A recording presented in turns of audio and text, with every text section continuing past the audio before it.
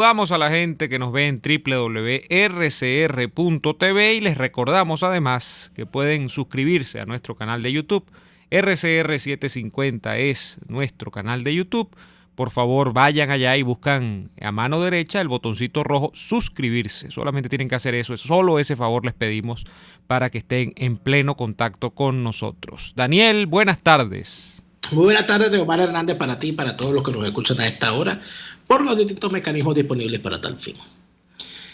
Ahora, lo que yo me pregunto en este momento es lo siguiente. ¿Estarán al tanto los venezolanos? Sobre todo los que lamentablemente están sometidos a la fábrica de humo de medios de comunicación vinculados a partidos y a líneas y agendas. Estarán al tanto de la guerra a cuchillo con muerto, herido y sangre en el río que hay en el chavismo. ¿Cuál es el herido, cuál es el muerto y cuál es el cuchillero? Chacho, no, cuchillero. Hay varios cuchilleros. Yo recuerdo un dicho, yo no sé, seguro fue en AD que yo lo escuché. Seguro. Pero era un dicho que, claro, tú también, pero incorporaba, sí, ese dicho incorporaba, dice, esto va a ser una pelea a cuchillos. Entonces era como, la idea era como que los encierran en un cuarto y lo que ponen es allí 10 cuchillos y gana el mejor o el peor, depende cómo se le vea, ¿no? No, bueno, como lo que hacen en las cárceles de Iri Varela, esa cosa horrenda que llaman los coliseos. Que agarran a dos presos y le dan a cada uno un cuchillo para que uno mate al otro. Y tiene que haber un muerto. Y eso es como las películas de Jean-Claude Van Damme. O sea, pues la gente cree que es mentira. Jean-Claude Van Damme hizo unas películas, Daniel, que eran combates a muerte. Ni siquiera que te noquearan, ¿no? Tenía que haber un muerto porque si no la pelea no se acababa. Bueno, así son los combates, eso. Bueno, el asunto es, en todo caso, que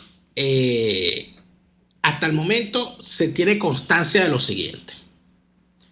Uno, ha sido llevado al paredón de fusilamiento judicial revolucionario el jefe del movimiento Tupamaro, José Pinto, acusado de asesinar a un adolescente de 16 años. Es el segundo adolescente asesinado del cual se acusa a José Pinto. Ya previamente lo había acusado Valentín Santana de haber matado a su hijo en el 23 de enero, hace más de 10 años. Eso es historia patria. Y eso generó, entiendo, un conflicto personal entre ambos y entre los grupos que ellos representan, ¿no? La Piedrita y Tupamaro. El colectivo de La Piedrita corrió a José Pinto el 23 de enero. Hacia el Estado Vargas, ¿no? Lo corrió, se tuvo que ir del 23 de enero y José Pinto terminó en Vargas, en el barrio del Teleférico de Macuto. Eso es historia patria. Luego de esa situación que vivió con Valentín Santana, se fue para Vargas y la volvió a hacer. Obviamente, un asesino serial, prácticamente, de muchachitos. Y saque usted toda su cuenta. Ahí está el movimiento Tupamaro, que tiene inclusive voceros, porque tú sabes que ellos se reparten poder, ¿no? Y tiene voceros inclusive bien conocidos, porque el alias Cabecemango de Zurda Conducta es uno de los beneficiados del chavismo gracias a su adscripción al movimiento Tupamaro. Y bueno, anda clamando y llamando a la guerra, diciendo están en guerra. Tarek William Saab, fiscal general de la República, cuando acusa a José Pinto de todos los delitos de los cuales lo acusa, una de las cosas que dice es, bueno, para empezar, dio un largo discurso primero diciendo que él era defensor de los derechos humanos y que él no lo iba a estar acusando de ningún atropello y tal. José Pinto, al cual se veía siempre ensoberbecido, llamando a todas las barbaridades. Bueno, ayer cuando lo agarraron preso, pasó lo que le pasa a todos estos revolucionarios que se la dan de chísimos. El señor tenían que agarrarlo, iba cojeando, no se podía montar en la jaula. Iba pobrecito, con el ojo apagado.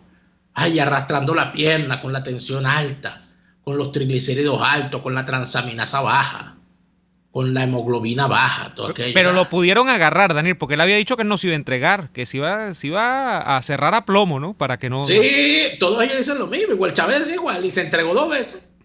Y después se le entregó a los cubanos. Ah, no, absolutamente. Uf, chacho. Entonces, Entonces ayer lo agarran.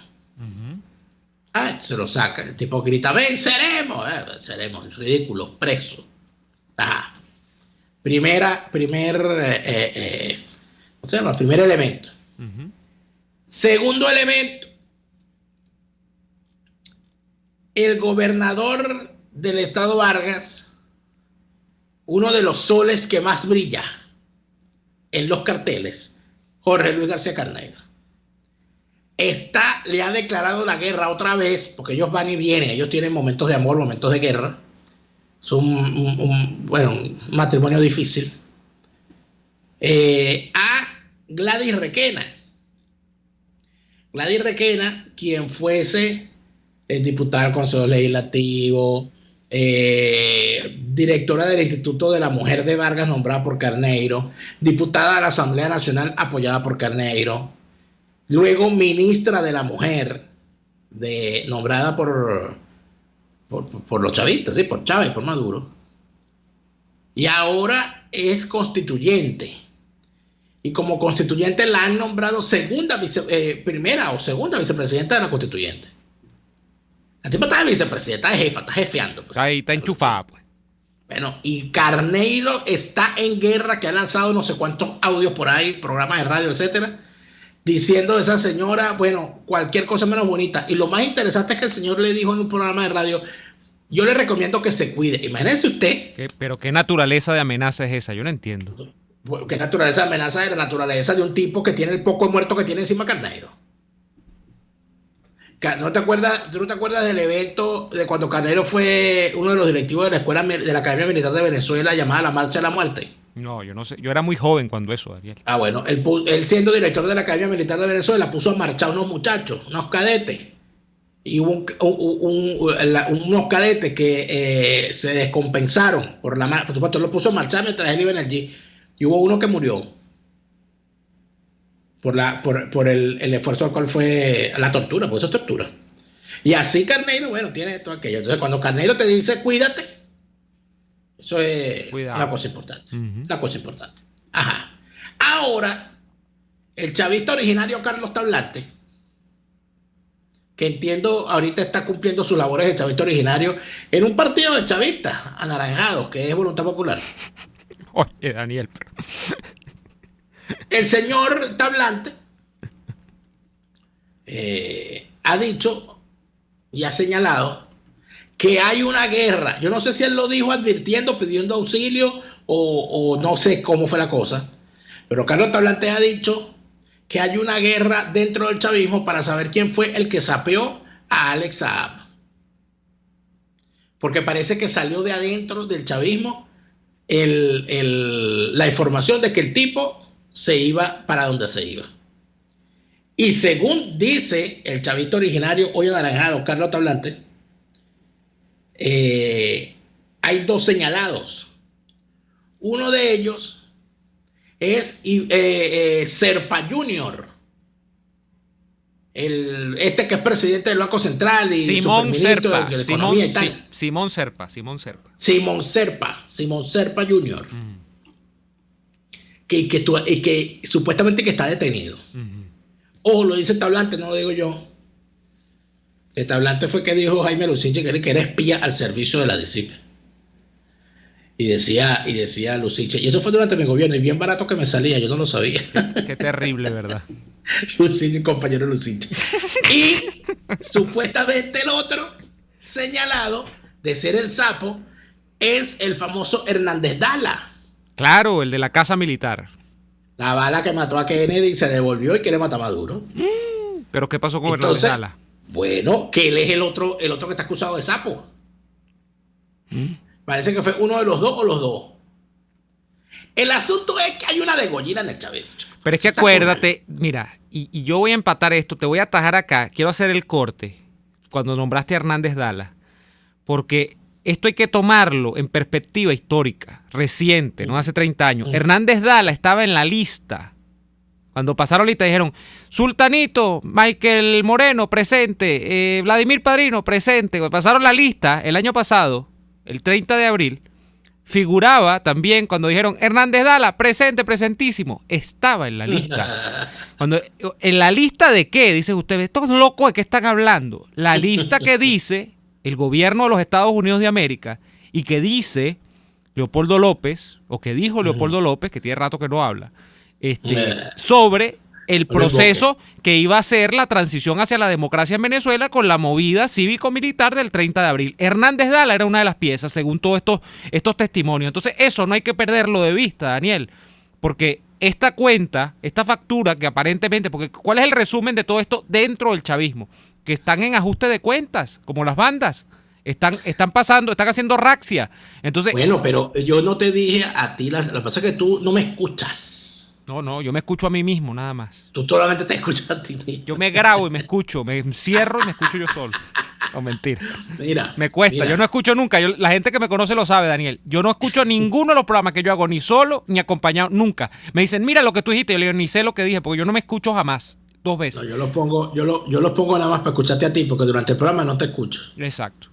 Eso se los escucho después. Mira, de Omar, ¿tú te acuerdas que hablamos el otro día de que yo siento que todo esto que está ocurriendo tiene tanto en el chavismo como en su oposición, que son hermanos siameses, siameses por la cabeza, de hecho. Todo esto tiene que ver con las sanciones. Claro. Todo está relacionado. Se cayeron los mismos testaferros, se acabaron los reales, cancelaron las mismas cuentas donde salía Real para este y para el otro. Pero Sigorrín lo financiaba a los dos. Sigorrín le guardaba plata a los dos. Sigorrín era el enlace. Daniel, con el cual el chavismo le pasaba real a la oposición. Pero Sigorrín no inventó nada. Si eso lo confesó que lo hacía, y no es que lo confesó, lo agarraron haciéndolo a Wilmer Ruperti. Wilmer Ruperti le ha metido plata a la oposición y al régimen desde hace rato. Entonces, bueno, entonces, ¿de qué estamos cayeron, Neomar, y por allí me echaron un cuento. Mira, por allí me echaron un cuento. Vamos a ir a la pausa. Yo decía que iba a empatar con otro tema, es el tema internacional, Daniel, porque el libro que no ha salido, entiendo yo, lo quieren vetar, el libro de Bolton, que tiene unos cuentos que a final de cuentas, esto es primera previsión, es el cuento según Bolton, pero tiene unas observaciones que, bueno, que podemos mencionar por encima. Tiene que ver con esto porque el episodio del 30 de abril tiene que ver, y la tesis, el approach, el enfoque que tuvo la administración de Trump durante el 30 de abril tiene que ver mucho con lo que pensaba Bolton y con lo que piensa Bolton sobre Trump y sobre Venezuela. Entonces, vamos a ir al corte y a la vuelta seguimos con las sanciones, con el libro de Bolton y con toda esta gente que tiene una guerra a cuchillos. Se encerraron en el cuarto oscuro, pero lo peor es que están armados. Ahí no se sabe quién da la puñalada primero. Vamos a ir al corte y ya venimos con más. Usted escucha Y Así Nos Va, con Daniel Lara y Neomar Hernández, solo por RCR 750 AM. Puedes seguirnos en nuestras redes sociales. En Twitter, @RCR750, la radio que se ve. Hay sabores de helados que fascinan, obsesionan y enamoran. Sabores como los que consigues en Il Cuore di Gelato. Para los fanáticos del chocolate ofrecen el helado de brownie, el de Oreo, el de Nutella y hasta el de Samba. ¡Qué abuso! ¡Qué abuso! Esta y otras delicias las consigues en Il Cuore di Gelato. Disfrútalas en el nivel feria del Centro Comercial Multiplaza del Paraíso, frente a las escaleras mecánicas. Il Cuore di Gelato. Helados que llegan al corazón.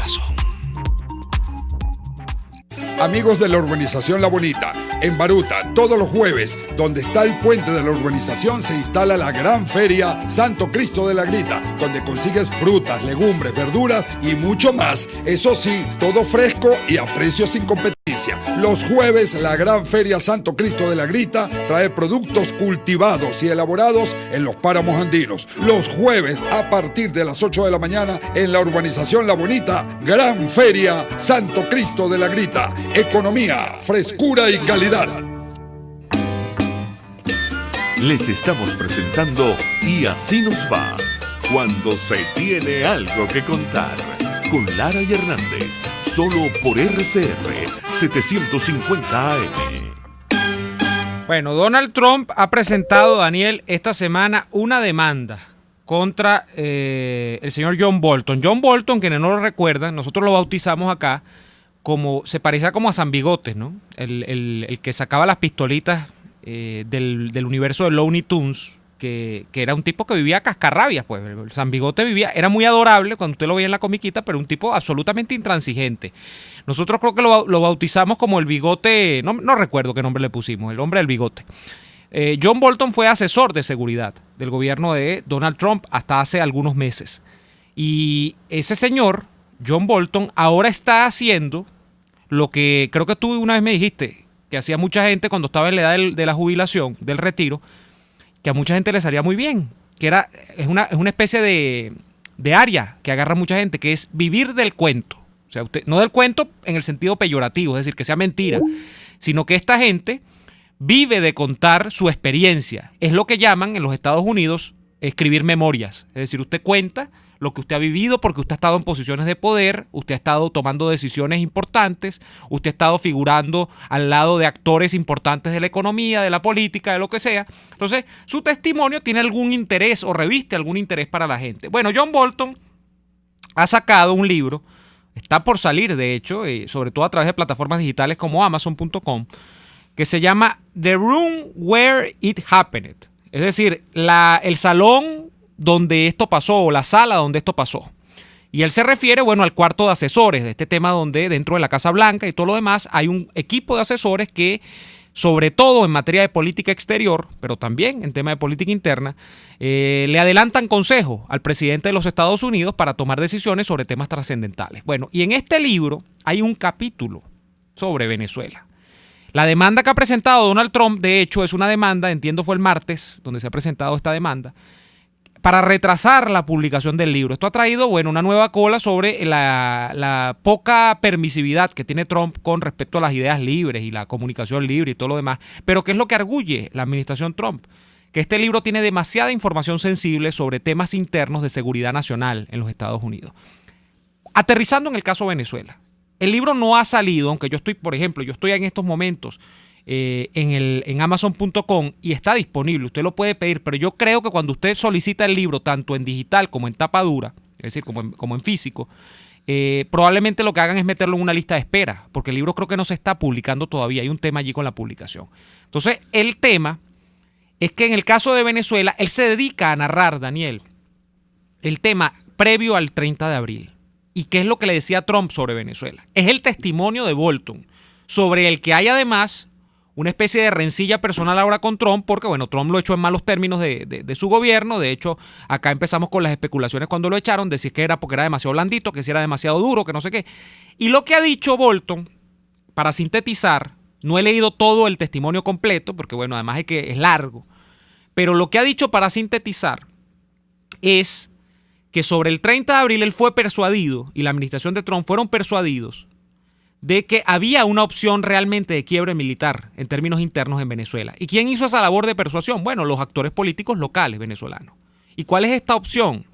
Bueno, la de que Hernández Dala, la de que Vladimir Padrino López, la de que Michael Moreno y la de que un grupo de militares, que es lo más importante dentro de toda esta ecuación, habían sido tocados y de hecho habían aceptado una oferta para ser parte de un gobierno mixto o interino, donde Juan Guaidó estuviese presente, donde la oposición tomase parte en ese gobierno. ¿Y qué es lo que iba a producirse? Ellos le iban a solicitar, sobre todo los militares, era el papel de Padrino expresamente, solicitarle la renuncia a Maduro.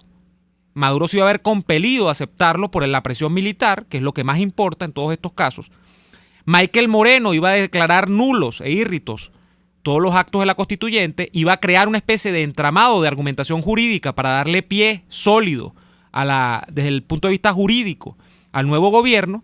Y bueno, lo que iba a proceder allí además entonces era un acercamiento con Estados Unidos, y empiezan unas cosas feas, ¿no? También a sonar, como que por ejemplo Trump en algún momento le soltó la idea a Bolton de que él sí quería intervenir militarmente en Venezuela, pero Bolton, que compró esta idea en parte o en mucha parte porque la élite política local le persuadió de que no era necesaria una intervención militar, sino que los militares se iban a quebrar como una galleta de soda, era posible economizar esfuerzos, recursos financieros, apoyos políticos y todo lo demás, y evitarse el tema de estar creando operaciones militares con Venezuela. Que el tema, ¿tú te acuerdas del blog amarillo con los 5,000 Claro. anotados? Era real, dice Bolton, en ese momento específico. Yo venía de una reunión con el presidente Trump y Trump me había indagado sobre la posibilidad de que mandásemos 5.000 efectivos militares estadounidenses a Colombia, cosa de que cualquier situación pudiese ser atajada rápidamente. Trump incluso, y que le llegó a asomar, esto es lo que dice Bolton, que Venezuela se veía muy bonita, incluso como un país que podía ser anexado a los Estados Unidos de América. Y que, que él lo que le iba a solicitar a Guaidó es que declarara absoluta fidelidad y cercanía al gobierno de los Estados Unidos apenas tomase el poder en ese gobierno de transición, o que el gobierno de transición declarase ese principio, ¿no? Esto es lo que dice Bolton. De manera que, resumen, Bolton dice, la opción militar sí estuvo planteada. Yo estuve en contra porque se me persuadió de que no era necesaria. Eso es lo que se me vendió desde allá. Donald Trump comenzó a perder interés sobre el caso venezolano después de que fracasa el 30 de abril. Porque bueno, pifió. De hecho, podemos ver incluso que una de las razones por las que sale de Bolton, una entre muchas, entre todas las peleas que tiene que hacer Estados Unidos a nivel mundial en política exterior, es el fracaso de la operación venezolana. Y puedo rastrear yo, Daniel, ahora la línea argumentativa del embajador Story, que sigue siendo la misma en los Estados Unidos. Estados Unidos sigue persuadido de que la opción de la negociación, es decir, de generar presiones para que el gobierno de Maduro caiga, puede darse por la vía de la presión interna con los militares. Es la misma argumentación del 30 de abril y por eso que se sigue hablando de un gobierno de emergencia nacional que es mixto, que además desescalaría las sanciones, en algunos casos hasta las eliminaría. Eso viene de atrás y eso viene de acá. Repito, empatando con el testimonio de Bolton, que sabemos que puede tener muchos matices, que quizás se exageren, quizás algunos sean falsos, pero que qué interesante que dice, mira, Trump sí llegó a hablar de que si había que hacerlo, lo de Venezuela. Daniel. Lo interesante dentro de todo esto es como lo que comentábamos ayer, ¿no? O en estos días, que yo quisiera que Dios me dé vida suficiente para yo ver los documentos desclasificados de esta etapa que estamos viviendo en los documentos del gobierno de los Estados Unidos. Porque se van a ver cosas bien interesantes. Lo primero que tengo que decirte es que evidentemente la carrera política de John Bolton terminó. Porque después que tú escribes un libro como ese, quedas evidentemente como una persona cuya lealtad es nula. Bolton inclusive formó parte y era tenido como un temible personaje de la línea más dura en cuanto a la cuestión diplomática y tal, y partidario del fast track y todo aquello. Y termina entonces escribiendo un libro donde confiesa que él decidió confiar en la clase política falsaria y prostibularia venezolana. Es decir, ni siquiera los venezolanos nos atrevimos a confiar en ellos. Bolton sí confió. Es de tal magnitud esas líneas que el señor Bolton dedica al tema de Venezuela. Es de tal magnitud lo que el señor confiesa allí, que ha dado pie a que los tontorrones, pobres diablos del pensamiento, recogelatas de la idea, que andan siempre por allí inventándose una para excusar los errores de los Estados Unidos. Señores, los Estados Unidos están dirigidos por personas, por seres humanos. Por supuesto que cometen errores. Por supuesto que cometen errores. Entonces andan diciendo, no, ese libro no es verdad, eso es una conspiración de los demócratas. O sea, los tipos piensan igual que el dueño del politigato. No, mi presidente Trump es invencible. Mi presidente Trump no se equivoca, no son los demócratas. O sea, igualitos. Y realmente lo que estamos viendo en este momento es que queriendo o sin querer, dándole o sin darle, metiendo las manos o sacándolas, el gobierno interino de Juan Guaidó es la bahía de cochinos de Donald Trump. Y lo digo con el mayor de los dolores de mi alma. Porque yo sinceramente confié y creí que había claridad de acción en el equipo del señor Donald Trump. Y si algo se ha demostrado, es que el señor no es capaz de hacer lo que hacía en su programa de televisión, El Aprendiz. No es capaz de despedir a los ineptos a tiempo, sino que espera que la pongan. Y así fue con Tillerson, así fue con Bolton, así fue con Claver Carone. O sea, es una suma de situaciones. Entonces, en medio de todo esto, hay una cosa perfectamente clara. Yo dudo de la capacidad de cualquier persona, mucho más en los Estados Unidos, de su capacidad política, de su capacidad de acción y de su inclusive de su pertinencia para manejar los temas internacionales, si alguien en los Estados Unidos le cree a la oposición venezolana. Ojo, hay unos que no le creen, hay unos que siempre sencillamente vigilan sus intereses y lo que quieren es que siga esto porque los demócratas son así, siempre han sido así. Los demócratas no piensan. La gente del Partido Demócrata hace rato que no piensa. La gente del Partido Demócrata dice, ¿qué dicen los republicanos para yo oponerme? Exacto. Siempre han sido así. Bueno, siempre no. De Jimmy Carter para acá, cuando entraron en fase de putrefacción. ¿Qué dicen que están defendiendo los republicanos para yo oponerme? En eso andan, desde Carter para acá. En tal sentido, lo que yo de verdad quisiera saber es por qué había dentro de la administración Trump y dentro del Partido Republicano gente dispuesta a creerle a Leopoldo López, a Ramos Alú, a Julio Borges y a Juan Guaidó. Yo quisiera saber, ¿dónde están los servicios de inteligencia? ¿Dónde está la recolección? Todo esto es un fake, entonces. Yo no estoy entendiendo esto. Vamos a la pausa, seguimos con más. Falta mucho más por decir, ya venimos. RCR les está presentando a Lara y Hernández en Y Así Nos Va por su 750 AM. Puedes seguir nuestra programación a través de rcr.tv, la radio que se ve. En Il Sapore de la Nonna también consigues cortes de carne para los paladares más exigentes, como el delicioso steak pimienta, un lomito con salsa de crema picante, o el famoso cartocho de lomito, que viene preparado con queso gratinado, tocineta y champiñones.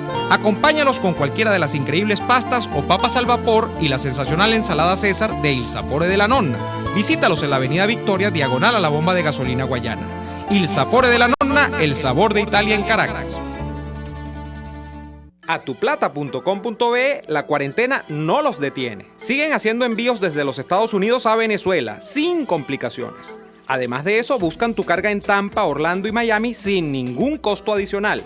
Sí, no tienes que moverte. Van hasta la puerta de tu casa y se encargan de todo. Tuplata.com.be con promoción de servicio de pick-up gratis. Hasta en la cuarentena tuplata.com.be. En los envíos te da la tarifa más baja y en el menor tiempo. RCR 750 AM. Porque lo bueno une.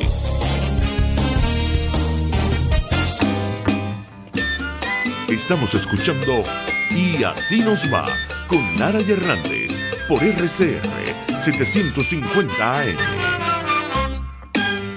De vuelta en Y Así Nos Va. Hay gente que se ha centrado en el punto de creerle a el liderazgo político opositor venezolano.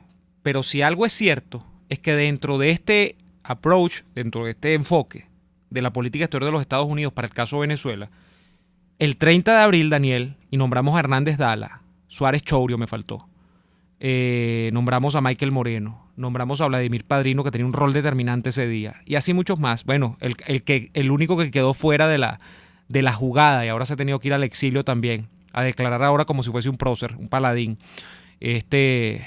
Christopher Figuera, que era el del SEBIN. Pero estamos hablando de que en los Estados Unidos de América, los asesores, el gobierno del presidente Trump, decidieron creerle también al chavismo. A un chavismo que, bueno, dijo, voy a dar un paso al frente, y que nuevamente, como ha hecho yo creo que no con los Estados Unidos, lo ha hecho con la comunidad internacional, con la comunidad interna, con todas las comunidades.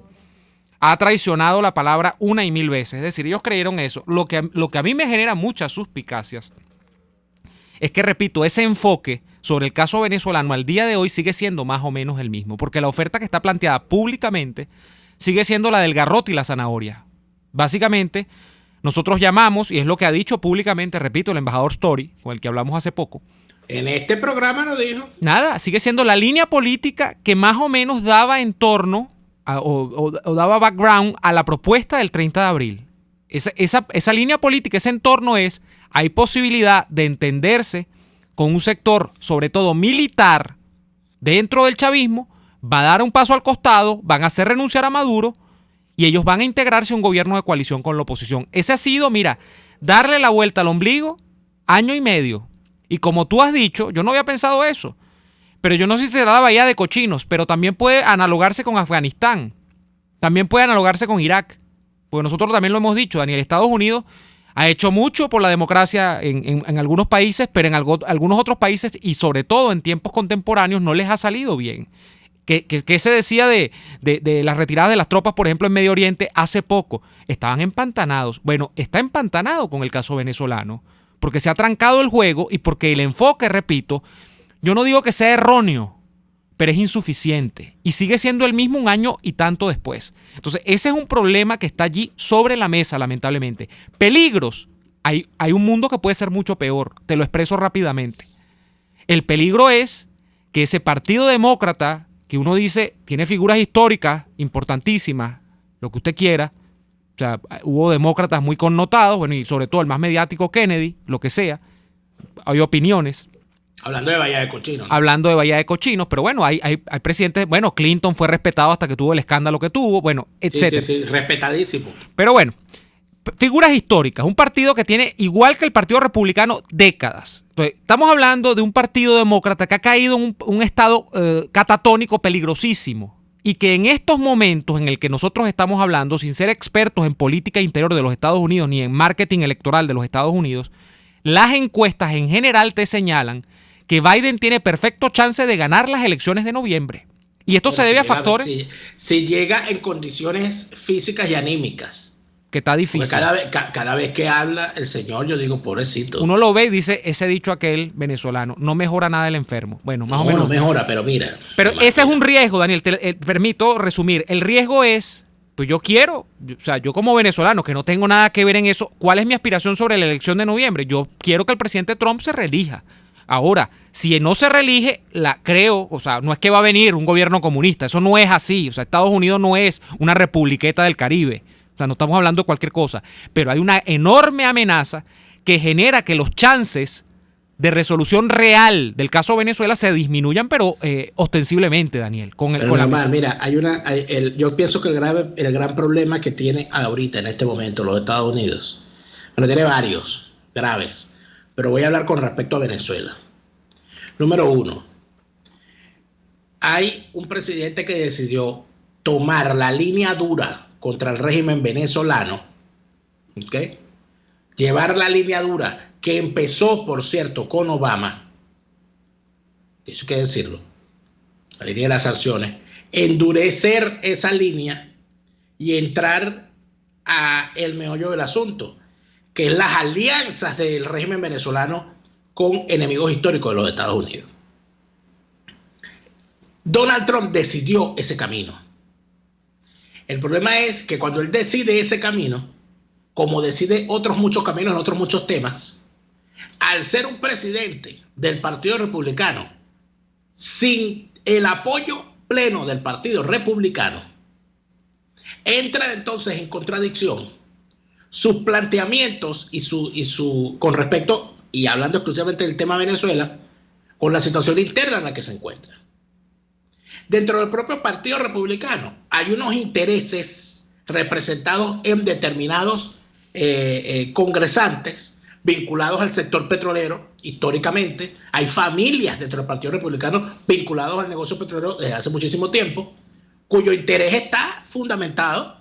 Bueno, de hecho creo que hay unas páginas de Bolton donde se habla del asunto, de cómo ciertos funcionarios del gobierno de los Estados Unidos decían que no se podía arremeter todavía contra el régimen venezolano porque podía ponerse en riesgo determinadas inversiones que todavía quedaban petroleras en Venezuela.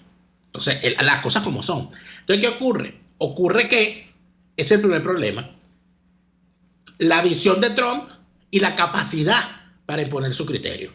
En segundo lugar, está el asunto de la bueno, de la incapacidad manifiesta del liderazgo político de Latinoamérica para resolver sus propios asuntos. De hecho, creo que hay un pasaje del libro donde el señor habla de los que se ha filtrado, que por cierto en el Pan Am Post, nuestro querido Orlando Avendaño hizo un muy buen resumen. Sí, lectura rápida, se lo leyó rápido. Buen reportaje. Pero cuando dicen que tuvieron que echar manos de la moribunda OEA, pero es que es verdad, el sistema interamericano está por el piso. Eso es legado de Chávez. La destrucción del sistema interamericano. Porque Chávez empezó a punta real, con la petrochequera, a bombardear el sistema interamericano, porque eso está en la agenda castrista. Recuerda que Fidel Castro, cuando se larga de la OEA, al no cumplir con los mínimos establecidos en esa organización de respeto a las normas democráticas y de la convivencia pacífica entre los vecinos dentro del sistema interamericano, al irse de la OEA, una de las cosas que dice es que la OEA es el Ministerio de Asuntos Coloniales de los Estados Unidos. Y esa es una línea dentro del castrismo. Por eso es que Hugo Chávez a punta real decidió destruir el sistema interamericano, que es inclusive anterior al sistema de las Naciones Unidas, para que lo sepan, el que no lo sabe. Y lamentablemente eso es uno de los graves problemas que tenemos. Y tenemos una clase política en América Latina bruta, chicos, analfabeta en materia de relaciones internacionales, ¿vale? O sea, aquí no se ha tomado en cuenta, y uno de los grandes causales en medio de todo esto tienen nombre y apellido: México, Argentina y Brasil, que fueron los grandes aportantes, junto por cierto a Venezuela y a Colombia, fueron los grandes aportantes al crecimiento de ese sistema interamericano en el pasado. El sistema interamericano que se defendió a sí mismo, un sistema interamericano Perdimos a Daniel. A ver. Navalmente a Venezuela.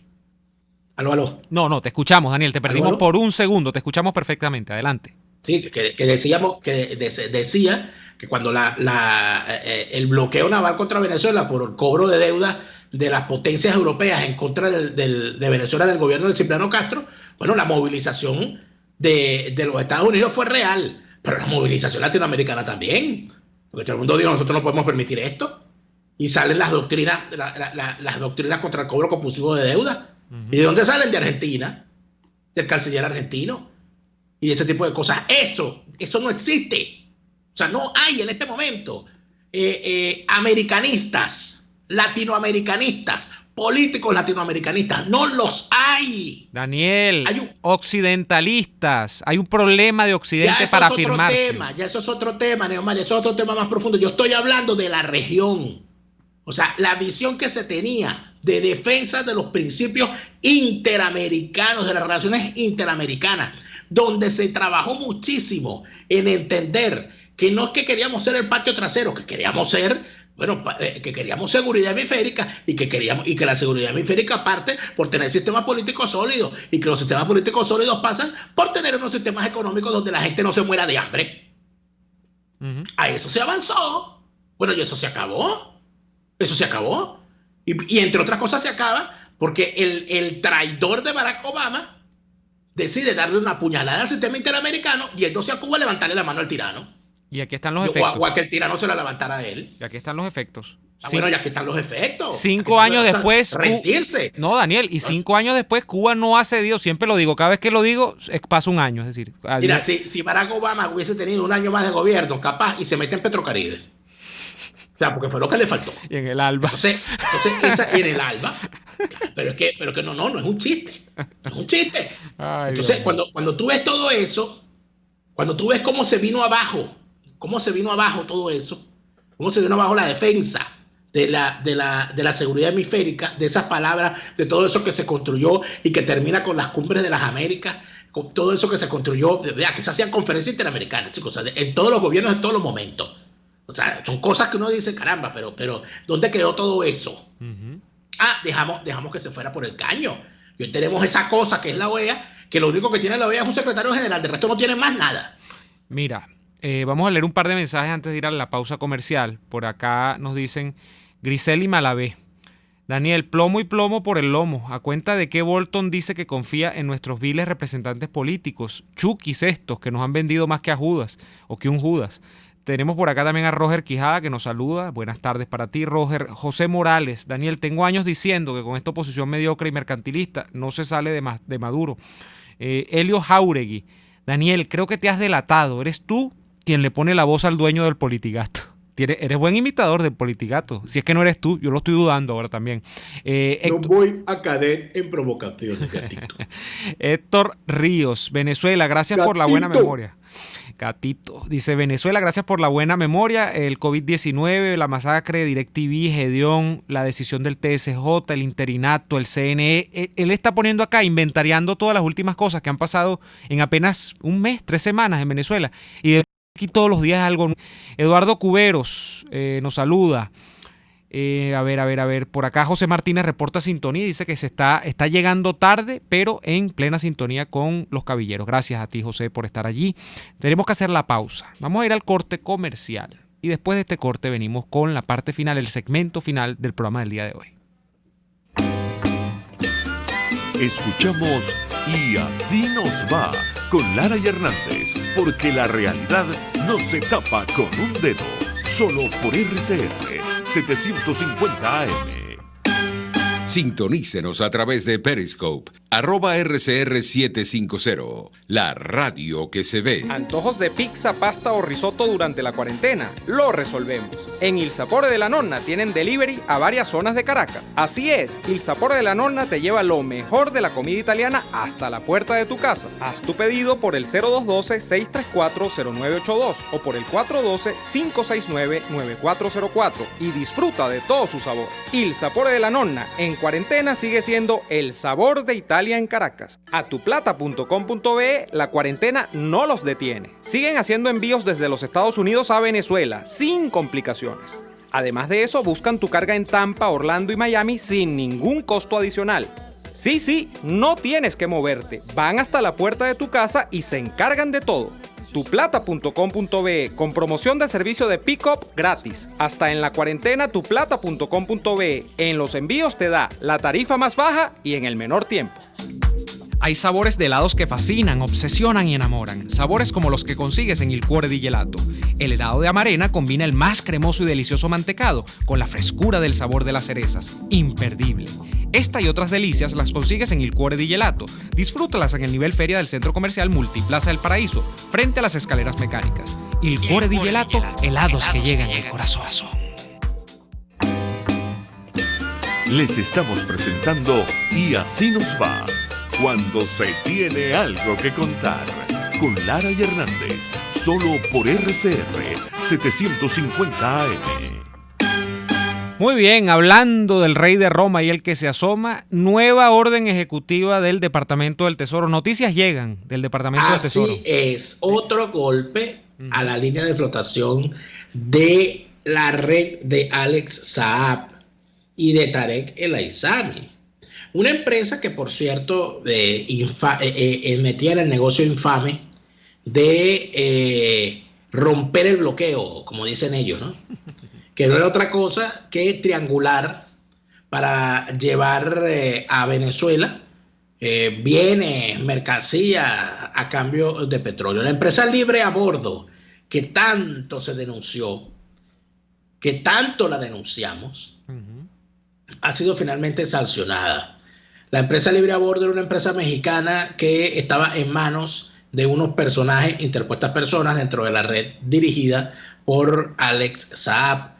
Los máximos propietarios, o los que fungían como propietarios, Joaquín Leal Jiménez, quien se verá ciudadano mexicano, son todos mexicanos, Joaquín Leal Jiménez, Olga María Cepeda Esparza y Verónica Esparza García, que es la mamá de esta Cepeda Esparza. Hay una cosa maravillosa que veo en todo esto, y es que estamos hablando de gente muy joven y ya están sancionados, son unas jóvenes promesas. Mira, Olga María Cepeda Esparza nació en el año 96. Perro, ya está robando, ¿vale? Tan temprano. Y ya está sancionada. Y Joaquín Leal Jiménez nació en el año 1992 en la ciudad de Guanajuato, México. Órale, y son más jóvenes que yo, Daniel. Lo y que interesante también, Neomar, y esto es muy interesante, es de dónde son los cantantes, es decir, de dónde son los personajes. Todos están en Sinaloa y en esos estados bellos del norte de México tomados por el narcotráfico. Además de eso, fueron sancionadas empresas como Schlager Business Group, era una empresa en manos de esta gente vinculada al negocio petrolero, Alel Technologies, Lucy Technologies, Cosmo Resources y la empresa Washington Trading. Todas estas empresas. Mira, Washington Trading tenía sede en el Reino Unido. Cosmo Resources tenía sede en Singapur. Lucy Technologies tenía sede en Boston, Massachusetts, Estados Unidos, al igual que la empresa Alel Technologies. Amigos míos, se cayeron otra cuenta. Tengan cuidado que ahora es que viene más guerra, porque ahora hay que ver a quién le tenía esto real guardado. Sí, pues porque los que se cayeron antes le tenían real guardado a los de AD, a los de Primero Justicia y a los del chavismo y a los tupamaros. Entonces hay que ver a quién cae ahorita. Por cierto, no vamos a profundizar en esto, por lo menos no hoy, pero Delcy Rodríguez ha dicho que uno de los hijos de Henry Ramos Alud está metido en una trata de ilegal con PDVSA. Sí, dijo. Pero eso lo dije yo hace 3 años. No, como 5, pero ella se enteró hoy. Mira. Sí, ella se está enterando hoy, porque pues tú sabes que porque ahora sí, mira, porque ahora sí le interesa al chavismo decir que Ramos Alud es esto y Ramos Alud es lo otro. Entonces viene la jornada. Lo que nos va a decir Delcy Rodríguez es gracias a quienes el hijo de Ramos Alud hacía negocios petroleros, ¿y a cambio de qué? Daniel, pero es que es tan bruta, porque no hay otra palabra, que dice en PDVSA. O sea, ¿y quién maneja PDVSA? Ramos Alud. No, el hijo estaba en tratas con PDVSA supuestamente, pero PDVSA era del chavismo. Mira, Neomar, parece que sí la manejaba, ¿viste? ¿Ah, sí? Por lo que estamos viendo, sí. Mira, quiero leer el sumario para dar detalles sobre esta orden de la OFAC, la Oficina de Control de Activos del Departamento del Tesoro de los Estados Unidos. Fíjate tú, hay gente que no entiende lo de libre a bordo. Juan Fernández lo explicó más o menos Exactamente. La vez pasada, porque claro, es una trama muy, muy compleja de explicar, pero Juan dijo, por ejemplo, con el tema petrolero, dice, se van a mar abierto, agarran el petróleo venezolano, que por cierto, como no lo pueden colocar en ningún mercado internacional, y lo intercambiaban, como quien va y cambia barajitas de álbum, por alimentos, porque libre a bordo hacía de todo, pues eso es como una quincalla. Entonces ellos cambiaban por alimentos, cambiaban por unas cosas, por otras. Omar, fueron los que trajeron las cisternas esas plateadas que andan rodando por toda Venezuela. Ajá. Como un gran éxito para el abastecimiento de agua. Fueron ellos quienes trajeron. Eso fue primicia en mi programa Fuera de Orden, donde mostramos los documentos, los involucrados en México, en Venezuela y en China. Porque se compraron en China, lo que demuestra que los chinos no le hacen el feo al dinero sucio, porque todo lo que indica es que el dinero era sucio. Claro, pero triangulan, no son bolsas, no se retratan directamente. Porque es una maquinaria de legitimación de capitales. Claro, mira, acá sale en la orden ejecutiva, quedan afectados 3 personas, 8 entidades, es decir, empresas, y además hay 2 embarcaciones metidas en este meollo, ¿no? Que quedan bloqueadas para actividades de toda esta red. ¿Qué es lo interesante también? En la trama, como Alex Saab está vinculado a Tarek El Aizami, le ponen en la orden ejecutiva que están asociados, fíjate aquí dice, al ministro de Petróleo de Maduro, el Kingpin. Hay gente que no sabe lo que significa ese término. El Kingpin Tarek. Kingpin es un capo de la droga, o de la mafia, sí, por lo menos. De la droga. Eso, generalmente es de la droga en estos tiempos. Eso es lo que designa para la nomenclatura anglosajona Kingpin. Bueno, este tema es, de esta manera se aborda el tema dentro de la orden ejecutiva de los Estados Unidos. Nos vamos por hoy, Daniel, se nos acabó el programa. Se acabó este programa, nosotros regresamos mañana, Chávez no porque se murió. Le pedimos a todos que nos acompañen de nuevo mañana en una nueva jornada por la opinión libre y la información transparente. Hasta entonces. Por hoy termina Y Así Nos Va. Síganos en Twitter en @y así nos va, @delaraf y @neoadolfo. RCR 750 AM. RCR presentó Y así nos va. Una producción nacional independiente de Neomar Hernández, certificado número 25178, para dar cumplimiento al artículo 14 de la Ley de Responsabilidad Social.